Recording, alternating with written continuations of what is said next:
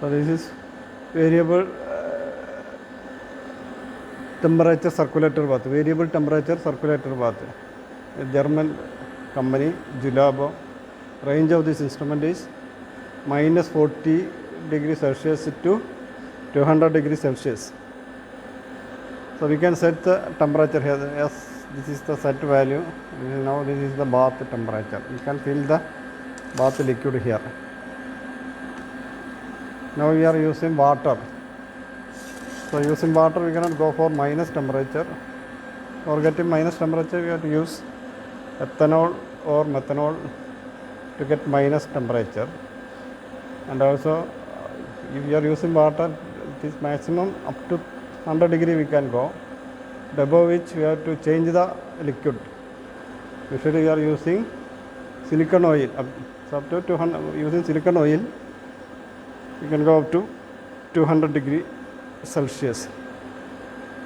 So using this system, so this is as a standard temperature source.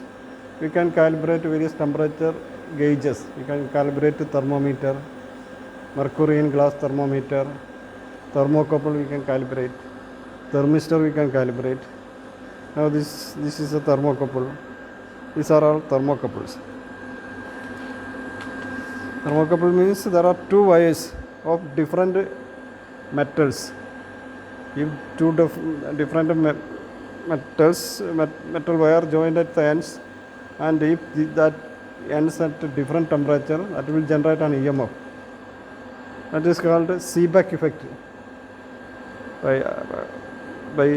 According to Seebeck effect, if there are two dissimilar metal wires joined fused at the ends and having temperature difference, that will generate one EMF. So this generated EMF is a measure of the temperature difference. So by using that law we can measure the millivolt output of the EMF of this thermocouple. This is a copper constant thermocouple. Up to 300 degrees Celsius we can measure. One wire is of copper, other wire is constant wire. We make two fused junction here, one junction here. At the junction, these two copper wire and constant wire fused here to form one junction here. Here also copper wire and constant wire fused to form the junction. And here one of this wire, copper wire, cut to give the electrical connection. So for measuring, we are using a microvoltmeter here. Now this is set to 0. By shorting these two terminals, we can set this to 0. So this is the range. Now this is at 10 millivolt range. Up to 10 millivolt range we can use in this range. Now there are different types of thermocouples with different ranges. That is called. So our thermocouple is copper constant. Copper constant means it is T-type thermocouple. T-type thermocouple. If we are using chromal aluminum, it is called K-type thermocouple. One wire is of chromium nickel, aluminum nickel. It is called chromal aluminum. It is K-type. This range is up to 95 degrees Celsius to 1260 degrees Celsius. Iron constant. You can see iron constant J-type. One wire is of iron, other wire is constant. So temperature range is 95 degrees Celsius to 760 degrees Celsius. So 95 degrees Celsius to 760 degrees Celsius, it is giving a linear output.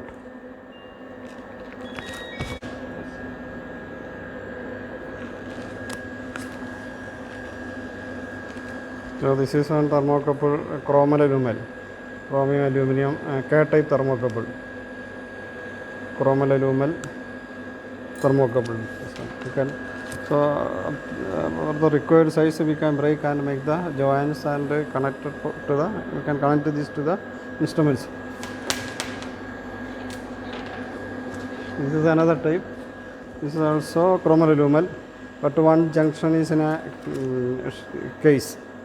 So this can be used in furnaces. You can insert this in furnaces to measure the temperature. So these also wires are also diameter of the wire also different types of wires. So small, if the diameter is very small, it is more sensitive. So here this sensitive thermocouple is copper constant, lower range. Usually in furnace we are using K-type thermocouple, K thermocouple up to 1260 degree. A bit these are higher temperature, but it is costlier. Platinum, rhodium. Both are platinum, rhodium. But percentage is different. Higher temperature up to 1700 we can use. C-type tungsten rhenium with a different composition.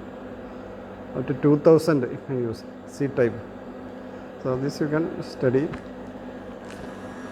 So the principles is the feedback effect. Now here we can calibrate this. So for calibration purpose we can give one junction of the fused wire at the measuring point. This is called the measuring point. Now I am keeping this in the bath, and this is the measuring junction. Now other point we have to keep it at a reference point. Usually at a triple point of water, or usually ice. You can use ice. In the flask take ice and then put here. So with respect to 0 degree we will get the temperature difference directly we will get it. Temperature, if it is 30, that is actual 30 degree. Corresponding voltage we can measure here. So now this is only room temperature.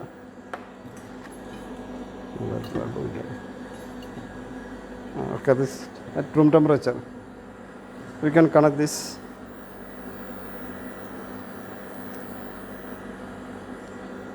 Short and set temperature 0. It is 0. Connect this.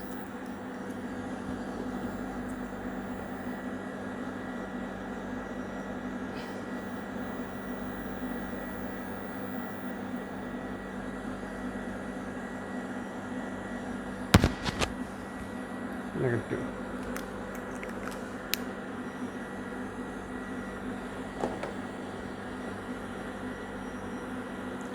Only 0.01. So that is near to the room temperature. That is why it is our set temperature is 30 degree.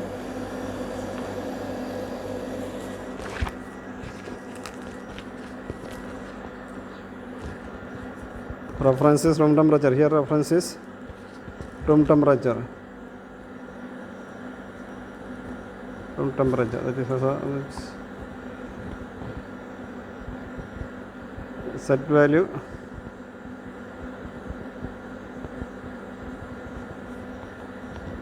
Degree Celsius, it is 30 degree. Output millivolt,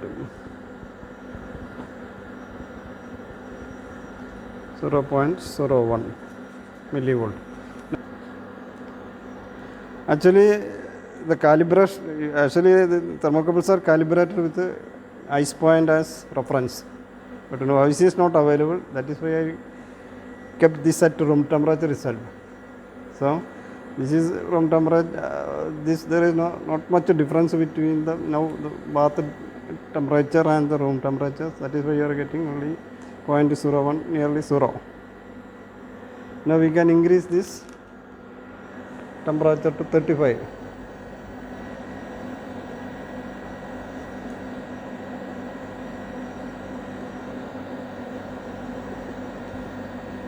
So the set value is 35, this is 30. Now this is slowly increasing the bath temperature, and at 35 degree we can note the output, millivolt output. So now when this bath temperature reaches 35, now it is 35, we can note the millivolt output, that is 0.18. 0.18 millivolt. So in this way, now we can set for 40 degrees Celsius. 040 enter. So set temperature is 40. The bath temperature will rise to 40. After reaching the 40 degree, after stabilizing the temperature, we can take the output. So in this way, we can draw a graph with temperature versus millivolt output. So we are knowing only the millivolt output and temperature, this one, standard temperature. So from that we can find out the unknown temperature. If there is a body, if there is a source without with the unknown temperature, we can put one junction in that unknown source, other at the ice point, and measure the millivolt. Then from the graph we can find out what is the actual temperature of the source in that way. But usually in industry we are using only one junction. Two junctions usually not using. This is only calibration purpose. So there we are adding temperature compensation. Corresponding to the room temperature, there is a correction factor that is automatically added to the circuit, so that we will get directly temperature. So this type there is only one junction. So suppose you want to measure the temperature of a furnace, we put this stem inside the furnace, and here only one junction. This we can connect to the temperature indicator. So we will get, so with the reference we will get the output. If you are measuring the millivolt, we will get the millivolt with respect to atmosphere only. So by adding temperature compensation, we will get correct temperature of the source in the instrument. So instrument is calibrated in such a way that we will get the temperature output. So for calibration purpose, you have to use this measuring junctions and cold junction we have to use. And also we can connect this in serial mode also.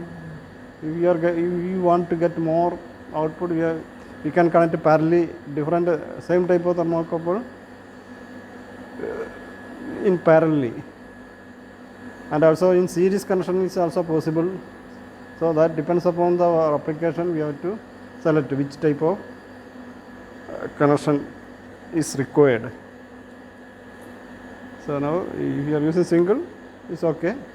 Otherwise more sensitive, you can connect it parallelly. In serially also you can connect. Okay, so that is one method of temperature measurement and calibrating that using temperature indicator, circulator bath.